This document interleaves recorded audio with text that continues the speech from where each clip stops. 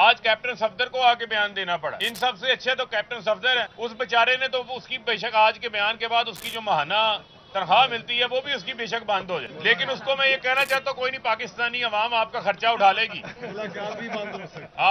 आपका खर्चा पाकिस्तानी अवाम उठाएगी। आप सच बोलते रहे। उससे सच बोला है, उसने कहा वोट को इज्जत दो का बयानिया तो हमने अपने हाथ से दफन कर दिया है। मरियम को उसने कहा वजीर आजम नहीं बनेगी। सच बोला आज कैप्टन सफदर ने। पता नहीं कितना दिल टूटा होगा उसका, जो आज उसकी जुबान के ऊपर जो है वो सच आया है। और जो कहते हैं कि जनाब इस मुल्क के साथ जनरल रिटायर्ड बाजवा ने किया है, ये कोई दुश्मन भी ना करता है इस मुल्क के साथ जो ये करके गया। जनरल बाजवा ने ये बात तस्लीम कर ली है कि इमरान खान की हुकूमत को गिराने में जो है उन्होंने किरदार अदा किया। कौम उनके किरदार को अब कभी नहीं भूलेगी, और यही वजह है कि वो अब कभी दुबई फिर रहे हैं और कभी कहीं फिर रहे हैं। मैं उनको ये कहता हूँ पाकिस्तान आए खुशबू लगा। आइन के आर्टिकल 105 में बड़ा वाज़ेह है कि 90 रोज में इंतखाबात हों। गवर्नर भाग गया, इलेक्शन कमीशन भाग गया। ये क्या मजाक पाकिस्तान की जमहूरियत के साथ लगाया हुआ है। जनरल बाजवा के पास बड़ा अच्छा मौका था कि जो उन्होंने चोरों को ला के बिठाया था वो उस दाग को धो लेते, इस मुल्क के अंदर इंतखाबात होने देते। इंतखाबात नहीं होने दिए। ये लोग बताएं जो शहबाज शरीफ ने सड़कों पे घसीटना था, लाड़काना की सड़कों पे, और जरदारी शहबाज शरीफ की शक्ल नहीं देखना पसंद करता था।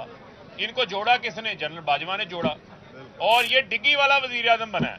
हम डिग्गी वाले वजीर आजम नहीं कबूल करेंगे भाई। हम कहते हैं अवाम के वोटों से वजीर आजम बने।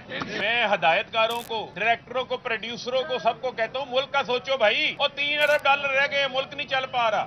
जैसा कि आपके इल्म में है कि जावेद चौधरी का जो कॉलम आया है, उस कॉलम में जनरल रिटायर्ड बाजवा के साथ गुफ्तगू का उन्होंने हवाला दिया है, जिसमें जनरल बाजवा ने ये बात तस्लीम कर ली है कि इमरान खान की हुकूमत को गिराने में जो है उन्होंने किरदार अदा किया।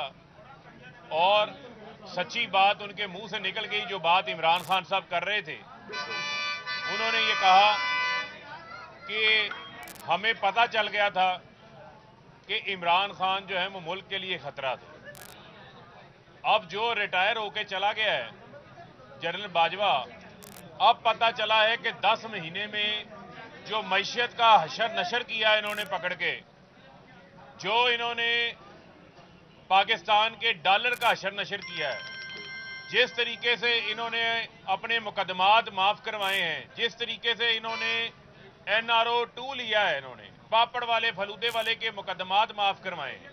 आटा 160 रुपए किलो हो गया। महंगाई के 50 साल रिकॉर्ड टूट गए।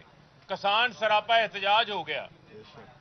आज ये पता चला है कि खतरा इमरान खान नहीं थे, खतरा जो जनरल रिटायर्ड बाजवा इन चोरों को, पाकिस्तान के ऊपर शहबाज शरीफ चोर को, जरदारी चोर को, फजल रहमान चोर को जो ये नाफज करके गया है, खतरा तो पाकिस्तान को इनसे है।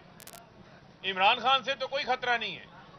अब पता चला है कि जब कल से ये बात सामने आ गई है तो अब अपनी मर्जी के सहाफियों के जरिए तरदीदें जो है वो करवाई जा रही हैं।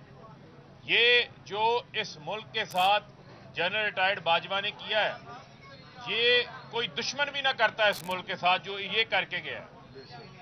हर मुल्क के शोबे को तबाह इन्होंने कर दिया, इंडस्ट्री तबाह कर दी, बेरोजगारी आज मौजूद है। वो इसहाक डार जो IMF को कह रहे थे, मैं IMF को क्या समझता हूं, आज वो IMF के दोनों हाथों से घुटनों को हाथ लगा के बैठा हुआ है, हाथ जोड़ के बैठा हुआ है, सिर्फ $1 अरब के लिए। वो मायदा जो है वो इनसे नहीं हो पा रहा, और उसकी कीमत ये है कि बिजली की कीमतों में भी इजाफा करना है, गैस की कीमतों में भी इजाफा करना है, पेट्रोल की कीमतों में भी इजाफा करना है। यही वजह है कि पिछले 10 माह से इमरान खान साहब ने जो अवामी तहरीक चलाई, उसमें जदोजहद की, उसमें सिर्फ एक ही मुतालबा था, फौरी इंतखाबात का मामला था। आज आपने देखा कि अदालत में पहली बार ऐसा हुआ कि इलेक्शन कमीशन, जो कि एक आजाद अदारा होना चाहिए, आइन के मुताबिक एक आजाद अदारा है, इलेक्शन कमीशन भी वही जुबान बोल रहा है जो जुबान वफाक का नुमाइंदा गवर्नर बात कर रहा है, वही केयर टेकर गवर्नमेंट बात कर रही है। ये क्या पाकिस्तान के सिस्टम का निजाम इन्होंने बनाया हुआ है? ये कैसे कह सकते हैं कि जनाब अगर हुकूमत, आइन के अंदर बड़ा वादे है कि हुकूमत जब भी चाहे वो अफवाज पाकिस्तान को کسی بھی کام کے لیے جو ہے وہ طلب کر سکتی ہے، اس میں انکار کی کسی قسم کی کوئی گنجائش ہی نہیں ہے۔ یہ وزیر داخلہ جو جنگل کا قانون ہے رانا ثناء، یہ ایک وزارت داخلہ سے لیٹر نکال دیتا ہے کہ جناب جی ایچ کیو سے افواج پاکستان کہہ رہے ہیں کہ وہ اور معاملات کے اندر مصروف ہیں، وہ الیکشنز کے اندر آ کے سیکیورٹی فراہم نہیں کر سکتے۔ تو آپ لوگوں کے جو پروٹوکول ہیں، آپ لوگوں کی سیکیورٹی کے لیے تمام سیکیورٹی کے بندوبست بھی ہو جاتے ہیں۔ جہاں عوام نے اپنے حق رائے دہی کے ذریعے انتخابات میں اپنی آئندہ قیادت کو منتخب کرنا ہے، جو کہ آئینی ریکوائرمنٹ ہے،